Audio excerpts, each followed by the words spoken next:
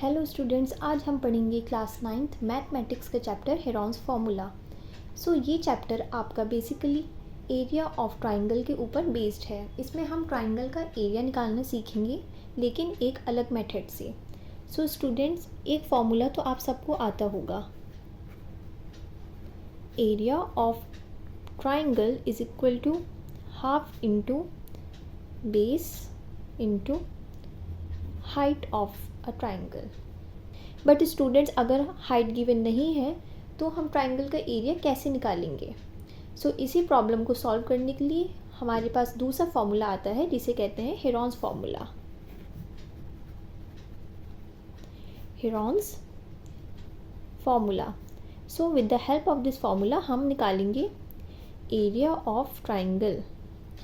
ये फार्मूला है क्या? हेरॉन्स फार्मूला को हम कुछ इस तरीके से लिखते हैं, area of triangle is equal to under root s minus a, s minus b and s minus c. Students, इधर ए बी सी क्या है? ए बी सी है हमारे ट्राइंगल की डिफरेंट साइड्स। फॉर एग्जांपल आप इस फिगर में देख सकते हैं, ये हमारा एक ट्राइंगल है एंड ए बी सी इसकी तीनों डिफरेंट साइड्स हैं, जो कि आपको क्वेश्चन में गिवन होंगी या फिर आपको उनकी वैल्यू निकालनी होगी। अगर आपको ट्राइंगल की 3 डिफरेंट साइड्स पता है और अगर उसका हाइट आपको नहीं गिवन है, देन आप with the help of Heron's formula उसका एरिया लगा सकते हैं पता। इन दिस फार्मूला एस क्या है, ए क्या है, बी क्या है, सी क्या है, ये हम लिख लेते हैं। A b and C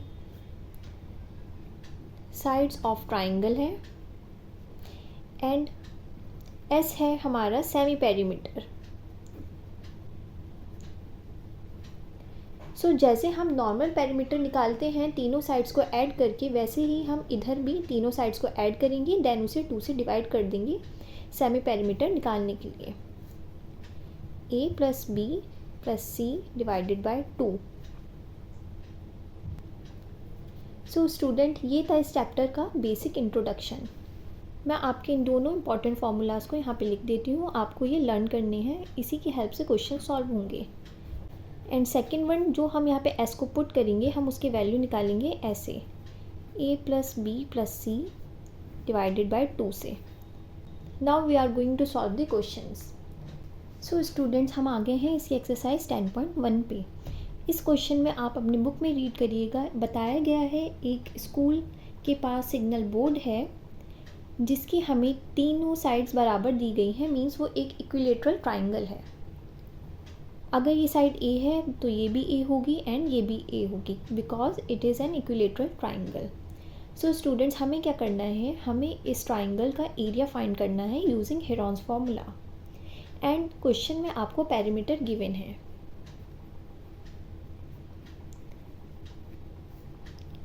perimeter is given as 180 centimetre, but हमारे क्वेश्चन में सेमी पेरीमीटर का यूज़ होता है, तो हम सेमी पेरीमीटर निकाल लेंगे।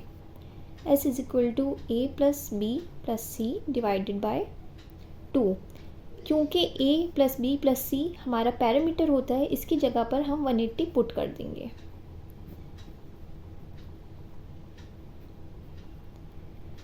हमारी s की वैल्यू आ गई है 90 सेंटीमीटर। स्टूडेंट्स, हमने सेमी पेरीमीटर तो निकाल लिया है, पर हमें अभी भी ट्राइंगल की साइड नहीं पता है। क्वेश्चन में बोला गया है कि तीनों साइड्स को हमने a कंसीडर किया है। अगर हम पैरामीटर देखें, a plus b plus c is equal to 180 बोला है, तो अगर तीनों साइड्स a हैं, a प्लस a, तो जब हम इसे सॉल्व करेंगे इधर आ जाएगा 3a।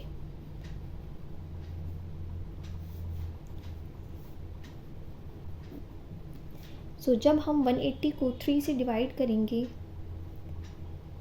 देन आपको मिलेगा 60 centimetre. Side of an triangle जो है वो है 60 centimetre.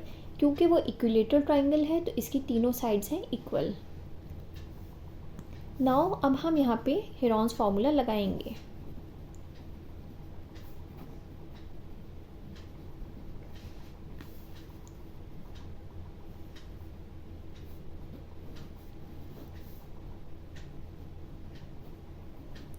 90 minus 60, 90 minus 60 and 90 minus 60।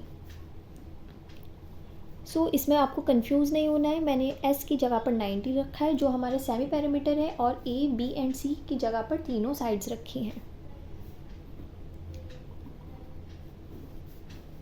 So student जब 90 माइनस 60 करेंगे तो आ जाएगा 30, यहाँ पर भी 30 आएगा एंड यहाँ पर भी 30। सो बच्चों आपको फैक्टराइजेशन तो आता ही होगा। हम 90 को और किस तरीके से फैक्टराइज करके लिख सकते हैं? हम 90 को लिख सकते हैं 3 इंटू 30।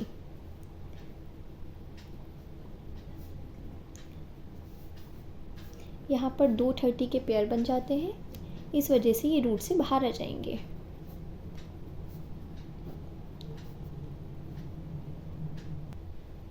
जब आप 30 इंटू 30 करेंगे तो आपका आंसर आएगा 900√3। सो स्टूडेंट्स यहीं तक आपका इस क्वेश्चन का सॉल्यूशन है। सो स्टूडेंट्स अब हम क्वेश्चन नंबर 2 सॉल्व करते हैं। क्वेश्चन नंबर 2 में आपको एक स्टोरी टाइप बताया है कि एक फ्लाईओवर है एंड उसके साइड में एक ट्रायंगुलर वॉल है और उस पर हमें एडवर्टीज़मेंट लगवाना है। तो आप उस सब को इग्नोर करके आपको मेन फोकस करना है कि आपको किस चीज़ का एरिया निकालना है। सो बेसिकली एक ट्रायंगल है, ट्रायंगुलर वॉल जिसे यूज़ किया गया है एडवर्टीज़मेंट के लिए फ्लाईओवर के साइड में। तो साइड्स ऑफ वॉल्स जो हैं वो आपके क्वेश्चन में गिवन है 122 मीटर, 22 मीटर एंड 120 मीटर।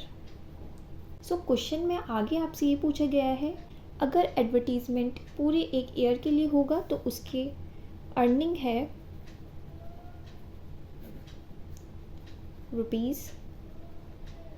₹5000 पर मीटर स्क्वायर, लेकिन कंपनी ने ये वॉल एडवर्टीज़मेंट के लिए सिर्फ 3 महीने के लिए ली है।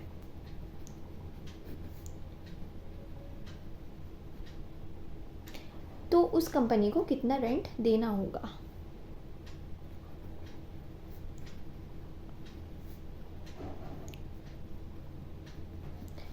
सो इन्होंने इस क्वेश्चन को बहुत ही कॉम्प्लेक्स सा बना दिया है, बट मैं आपको इन सिंपल वर्ड समझाती हूँ। सो ये एक वॉल है जिसे एडवर्टीज़मेंट के लिए दिया जाता है पूरे साल के लिए 5000 पर, बट एक कंपनी को इसे सिर्फ 3 महीने के लिए रेंट पर लेना है। तो पहले हम एक मंथ की कॉस्ट निकालेंगे, कॉस्ट फॉर 1 मंथ। हम 5000 को 12 से डिवाइड कर देंगे क्योंकि 12 मंथ्स होते हैं टोटल, तो हमारी एक मंथ की कॉस्ट आ जाएगी या फिर रेंट आ जाएगा। लेकिन हमें कॉस्ट निकालनी है स्टूडेंट्स 3 महीने की, तो इसलिए हम इसको 3 से मल्टीप्लाई करेंगे, तो हमारा 3 महीने का रेंट आ जाएगा।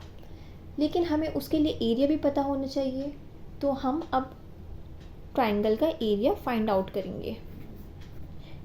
Area of triangle using Heron's formula.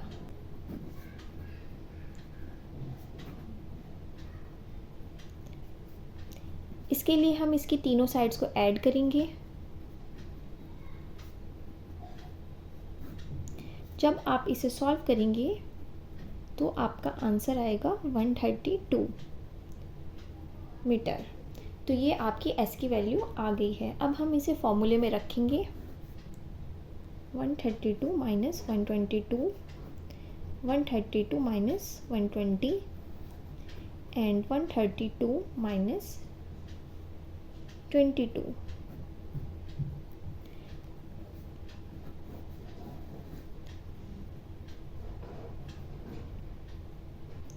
यहाँ पर आ जाएगा 10, यहाँ पर आ जाएगा 12, स्टूडेंट्स यहाँ पर आ जाएगा 110 जब आप इसे सब्ट्रैक्ट करेंगे। सो स्टूडेंट्स जब हम हेरॉन्स फार्मूला में फैक्टराइज करके उस वैल्यू को लिखेंगे तो ये कुछ इस तरीके से आएगा।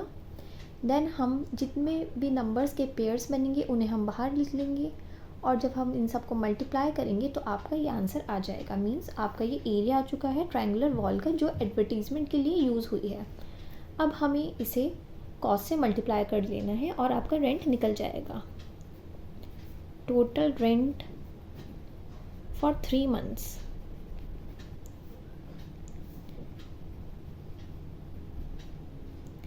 5000 तो आपके पूरे 12 मंथ्स का था, इसे हम मल्टीप्लाई कर देंगे 3 से।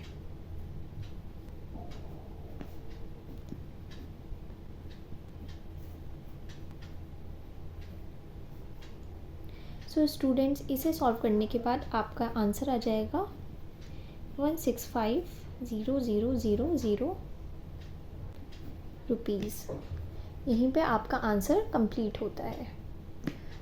आई होप आपको ये क्वेश्चन समझ आया होगा। आज हमने हेरॉन्स फार्मूला का इंट्रोडक्शन एंड फिर हमने एक्सरसाइज फर्स्ट के 2 क्वेश्चन भी सॉल्व कर लिए हैं। Thank you.